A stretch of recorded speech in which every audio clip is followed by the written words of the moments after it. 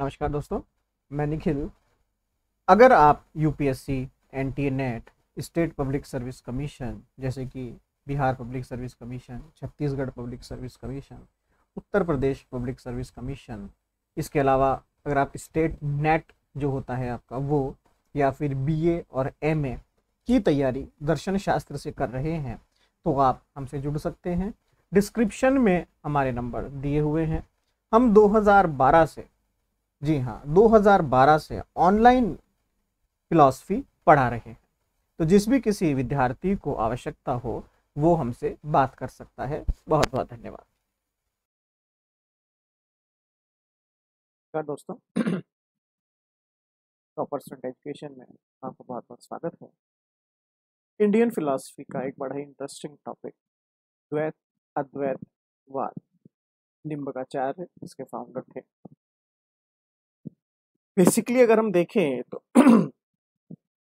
वेदांत philosophy एक इतना बड़ा सेक्शन है जिसको समराइज करना अपने आप में बहुत बड़ा चैलेंज हो जाता है। हाँ, बट इसको आप इस तरीके से समझ सकते हैं। एक छोटा सा एक पैटर्न समझाने की कोशिश करता हूँ मैं आपको। स्क्रीन पे देखिएगा।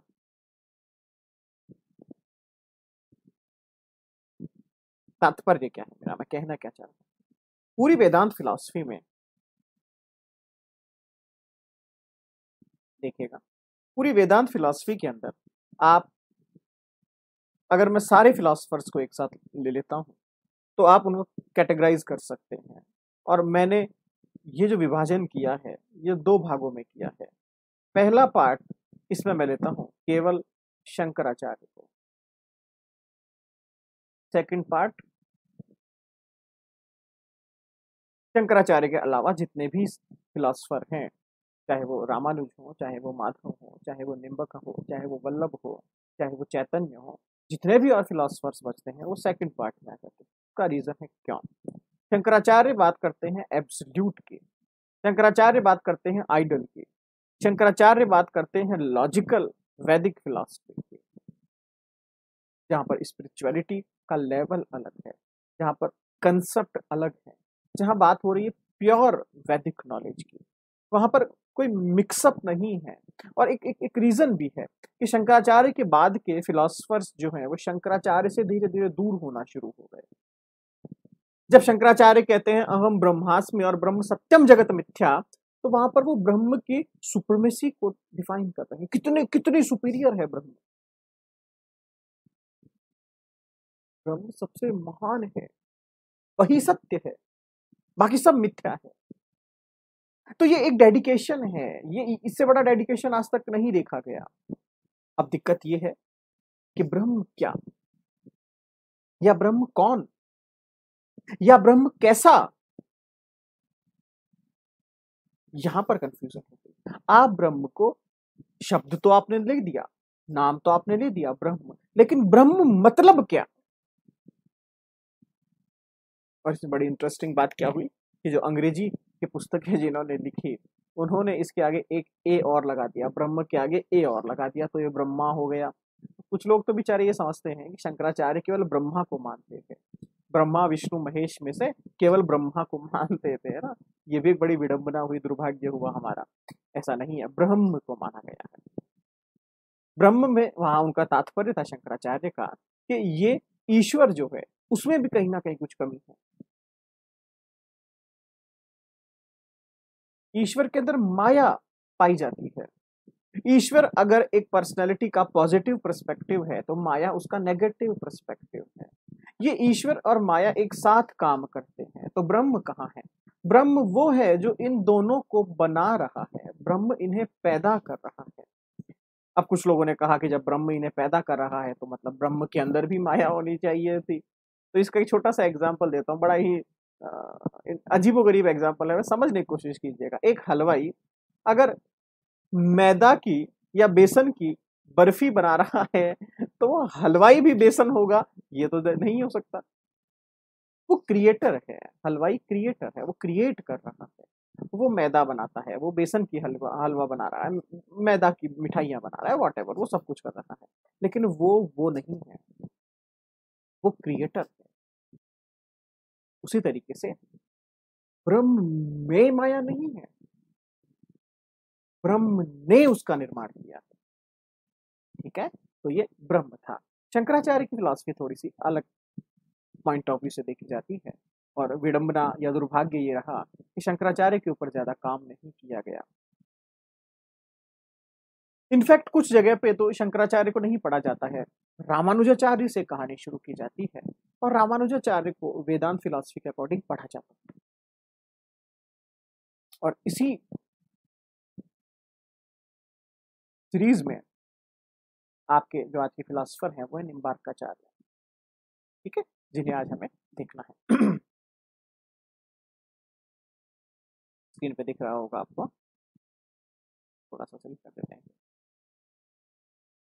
ठीक है, द्वैत अद्वैत शब्द से ही मालूम पड़ रहा होगा यहाँ पे का मीनिंग क्या है। द्वैत प्लस अद्वैत, मतलब अद्वैत जो शंकर का सिद्धांत है, शंकराचार्य का जो सिद्धांत है अद्वैतवाद, जहाँ पर नॉन ड्यूलिस्टिक कंसेप्ट की बात की जाती है कि जो जगत है, जो ब्रह्म है, अलग अलग नहीं है। ये देखिए, जो जगत है, जो ब्रह्म है, वो अलग अलग नहीं है। अहम ब्रह्मास्मि, जगत के हर कण के अंदर ब्रह्म छिपा है, जगत के हर ब्रह्म के अंदर कण छिपा है। आप समुद्र में जाकर अगर पानी की तलाश करें तो ये बेवकूफी होगी। समुद्र पानी ही पानी है, आप पानी के बीच में हैं, आपके शरीर में भी पानी है, आपके अंदर भी पानी है, आपके बाहर भी पानी है, पानी ही पानी है। इसी तरीके से जगत ब्रह्म से अलग नहीं है, अंदर भी ब्रह्म है, बाहर भी ब्रह्म है, ब्रह्म ही ब्रह्म है चारों तरफ। ये शंकर का सिद्धांत था। लेकिन रामानुज का विशिष्ट अद्वैतवाद का एक और सिद्धांत था, जगत ब्रह्म से अलग है, लेकिन दोनों का ये अलग होना ही उसकी यूनिकनेस है, उसकी विशिष्टता है, और ये कहलाया विशिष्ट अद्वैतवाद। फिर अगर आप माधव को देखेंगे तो उन्होंने कहा कंप्लीट ड्यूअलिस्टिक, दोनों अलग हैं, दोनों में कोई रिलेशन ही नहीं। अब निम्बकाचार्य इस पूरी डिबेट को खत्म करने की तरफ बढ़ रहे हैं, और निम्बकाचार्य कहते हैं कि सब सही है, शंकर भी सही है, रामानुज भी सही है, माधव भी सही है। निम्बार्क ने कहा कि ब्रह्म से संसार की जो भिन्नता है और अभिन्नता है, दोनों ही एक जैसी है। एक पॉइंट ऑफ व्यू से जब आप कहते हैं संसार ब्रह्म से अलग है, एक पॉइंट ऑफ व्यू पे आप कहते हैं संसार ब्रह्म से अलग नहीं है, तो निम्बकाचार्य कहते हैं दोनों सही है। ये दोनों सही है, इसका मतलब क्या हो सकता है? दोनों सही कैसे हो सकते हैं? निम्बकाचार्य कहते हैं बिल्कुल दोनों नित्य सत्य हैं। इसको आप इस तरीके से समझने की कोशिश कीजिए, सूरज एक इंडिविजुअल ऑब्जेक्ट हो गया, सूरज का प्रकाश एक अलग ऑब्जेक्ट हो गया, दोनों अलग अलग हैं। लेकिन यह सच में दोनों अलग हैं? नहीं। एक तरह से देखा जाए तो दोनों अलग हैं, लेकिन एक तरीके से देखा जाए तो दोनों अलग नहीं है। आप आम का पेड़ देखते हैं और उस पेड़ के ऊपर आम का फ्रूट जो है, फल जो है वो लगता है। क्या आम का पेड़ और आम दोनों एक ही है? आप कहेंगे सर एक तरह से देखा जाए तो अलग है, लेकिन एक तरीके से देखा जाए तो बिल्कुल एक है। हम आम के पेड़ की लकड़ी नहीं खा सकते, लेकिन उसी लकड़ी से जब आम का फल बनता है तो हम फल खाते हैं। हम फल खाते हैं, तो एक नजरिए से दोनों अलग हैं, एक नजरिए से दोनों द्वैत हैं, दोनों अलग हैं। एक नजरिए से दोनों के अंदर एक रिलेशन पाया जाता है जो इनकी विशिष्टता है, ये विशिष्ट अद्वैत है। लेकिन एक तरीके से ये अद्वैत है, दोनों में कोई अंतर नहीं है, केवल अवस्थाएं अलग अलग हो रही है। पर निम्बार्क ने जो वैदिक फिलॉसफी में डिबेट चल रही थी उसे खत्म करने की कोशिश की। निम्बाचार्य कहते हैं ब्रह्म इस संसार का कारण है, ब्रह्म कॉज है, संसार उसका वर्क है, उसका परिणाम है, उसका रिजल्ट है। जैसे कि आम का पेड़ जो है वो ब्रह्म है, और फल जो निकल कर आ रहा है वहां से वो संसार है। एक नजरिए से देखा जाए तो ब्रह्म और संसार दोनों में कोई समानता नहीं दिखाई देती। आम का पत्ता भी मीठा नहीं होता, उसकी जड़ें भी मीठी नहीं होती, तो मीठा फल कहाँ से आया? लेकिन मुझे ये भी पता है, ये आम का मीठा फल आम पर ही लग सकता है क्योंकि दोनों एक हैं। तो निम्बकाचार्य कहते हैं कि दोनों के अंदर ब्रह्म कारण है, संसार परिणाम है, और ये संबंध हमेशा बना रहता है। एक नजरिए से कारण और परिणाम, वर्क और कॉज जो है अलग अलग हैं, लेकिन एक पॉइंट ऑफ व्यू से दोनों अलग नहीं है। अगर आप डीप पे जाएंगे तो दोनों शायद अलग नहीं है। ब्रह्म जो है वो अद्वैत है, ब्रह्म अद्वैत है, क्योंकि ब्रह्म एक है, सभी के अंदर पाया जाता है, और संसार ये ड्युअलिस्टिक है, यहां द्वैत पाया जाता है। तो एक नजरिए से एक छोर पर अगर मैं खड़ा होकर देखूं तो मुझे अद्वैत ब्रह्म दिखाई देगा, लेकिन अगर मैं ब्रह्म के साथ खड़ा होकर संसार को देखूं तो मुझे द्वैत दिखाई देगा। ये निम्बकाचार्य की फिलॉसफी थी। निम्बकाचार्य को इस फिलॉसफी का फाउंडर माना जाता है, प्रवर्तक माना जाता है, लेकिन ऐसा नहीं है। इसका इतिहास बहुत पुराना है। ब्रह्म सूत्रकार बादरायण के पूर्व ऑडुलोमी और आश्वरथ्य भेद अभेदवादी थे, और केवल यही नहीं, इनके अलावा बहुत सारे फिलोसफर्स ऐसे हुए हैं। इनफैक्ट अगर आप देखें तो कुछ लोग तो ये भी कहते हैं कि ये जो फिलॉसफी है ये शायद सबसे पुरानी फिलॉसफी थी, और इसी के रेफरेंस से बाकी फिलॉसफी खड़ी हुई।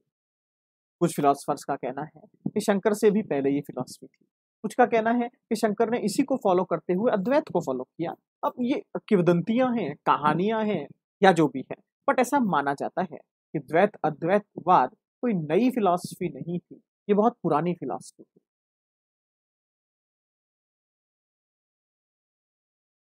एक डायग्राम देखने की कोशिश कीजिएगा। इस फिलॉसफी में तीन एलिमेंट्स माने जाते हैं, तीन तत्व माने जाते हैं, ईश्वर, चित्त और अचित्त। तीन अलग अलग तत्व इसमें पाए जाते हैं। ईश्वर, ईश्वर कौन है? ईश्वर क्रिएटर है। इसके अंदर एक पावर, शक्ति, एनर्जी पाई जाती है जिससे ये अलग अलग ऑब्जेक्ट्स क्रिएट करता रहता है। ये सृजनात्मक है, सबको पैदा करता है, सबको उत्पन्न करता है। ये चित्त और अचित्त कहीं ना कहीं इसी का क्रिएशन है, लेकिन ये इसका प्रोडक्ट नहीं है, ये इसकी एनर्जी है। चित्त और अचित्त जो है ईश्वर का कोई एक, मैं कहूं कि तत्व नहीं है, अंश नहीं है, भाग नहीं है, ये इसकी ऊर्जा है, ये इसकी शक्ति है, ये इसकी पावर है। यहां पर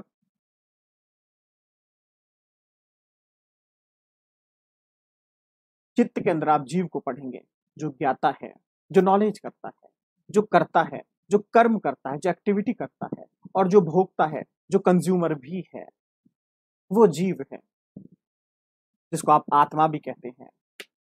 द्वैताद्वैत मत के अंदर जड़ को भी तीन तरीके से डिफाइन किया गया है, प्राकृत, अप्राकृत और काल। काल मतलब हो गया आपका टाइम।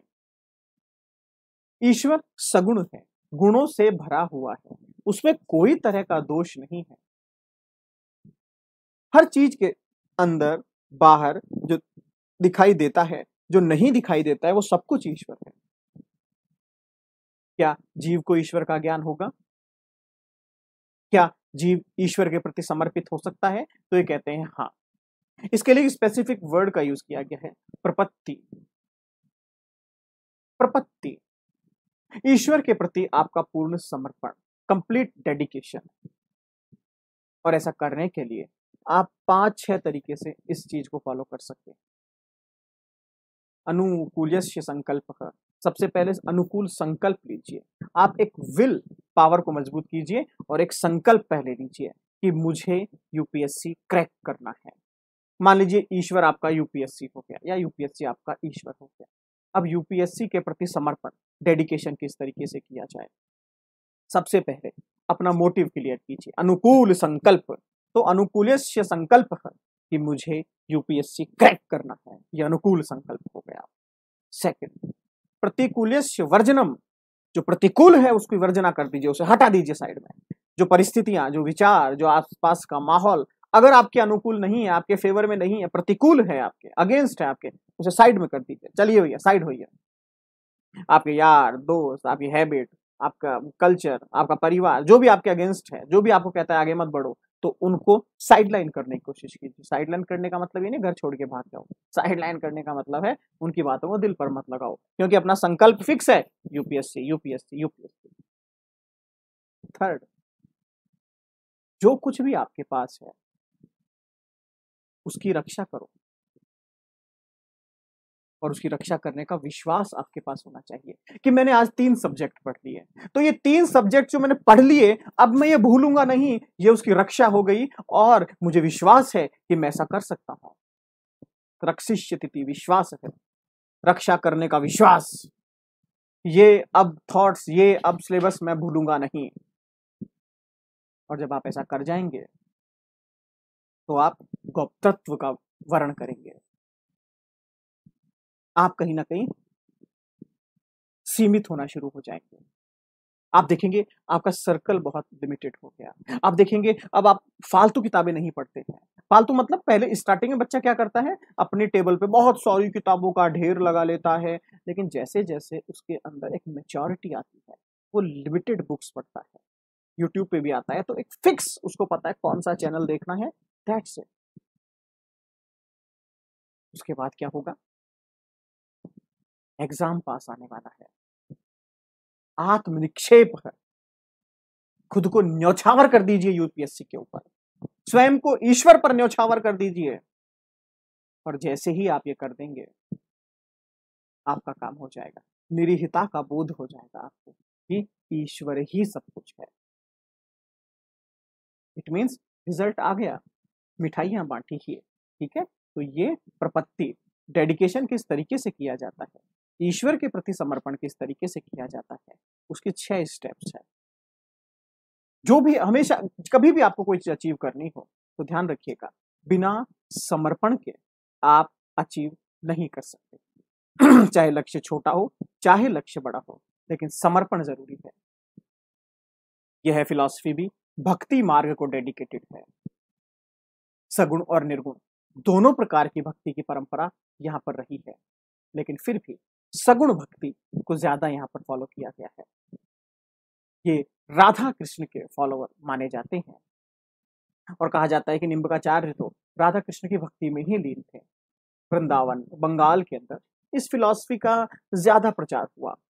बाद में इसी के अंदर से अलग अलग ब्रांचेस निकलना शुरू हुई, वल्लभ संप्रदाय, सखी संप्रदाय, और बहुत सारे अलग अलग अलग अलग सेक्शंस यहाँ से आए और उन्होंने इस फिलॉसफी को और आगे बढ़ाया। सगुण और निर्गुण में ध्यान रखिएगा, कुछ लोग कहते हैं सगुण मतलब होता है गुणों के साथ और निर्गुण मतलब होता है गुणों के बिना। नहीं, निर्गुण एक एब्सोल्यूट टर्म है। निर्गुण का मतलब होता है आपके पास सब कुछ है लेकिन अब आपको डिजायर कुछ भी नहीं है, आपकी कोई इच्छा नहीं। आपके बाहर, घर के बाहर एक मर्सिडीज है, एक ऑडी है, एक बीएमडब्ल्यू है, लेकिन आपका मन नहीं करता गाड़ी में बैठ। आपके फ्रिज में बहुत सारा खाने का सामान है लेकिन आपका मन नहीं करता खाने। हाँ, हालांकि हो सकता है कि आप बीमार हैं, लेकिन निर्गुण अवस्था का मतलब है जब आपके पास सारे गुण हैं लेकिन आपके अंदर डिस्ट्रैक्शन नहीं है, इच्छा नहीं है, किसी किसी किसी भी तरह की आपके अंदर अब चाहत नहीं बची। ये निर्गुण की अवस्था है, एब्सोल्यूट अवस्था है। सगुण की अवस्था, गुण अभी भी है आपके अंदर लेकिन वो एक्टिव कंडीशन में है। गाड़ी चाहिए, मर्सिडीज बीएमडब्ल्यू नहीं, मैं जगुआर लेके आऊंगा, मुझे जगुआर में घूमना है। आपके पास गुण है और बहुत प्योरीफाई गुण है आपके पास, तो निर्गुण अवस्था ज्यादा उच्च अवस्था है, ज्यादा ऊंची अवस्था है। सगुण अवस्था को प्रैक्टिकली यूज किया जा सकता है, निर्गुण को यूज करना या निर्गुण को फॉलो करना अपने आप में सबसे टिपिकल है। जब शंकर कहते हैं ब्रह्म सत्यम जगत मिथ्या या अहम ब्रह्मास्मि, तो वहां ब्रह्म कैसा है, तो वो निर्गुण जैसा होगा। हालांकि वेदांत फिलॉसफी में सगुण निर्गुण साथ साथ चलते हैं। जैसे कि अभी आपने देखा निम्बकाचार्य भी कहते हैं कि सगुण और निर्गुण हम दोनों भक्ति को मानेंगे क्योंकि ईश्वर सगुण और निर्गुण दोनों है, लेकिन फिर भी सगुण का रास्ता थोड़ा सा आसान हमें लगता है। ठीक है, आपके निम्बकाचार्य। पढ़िए। धन्यवाद।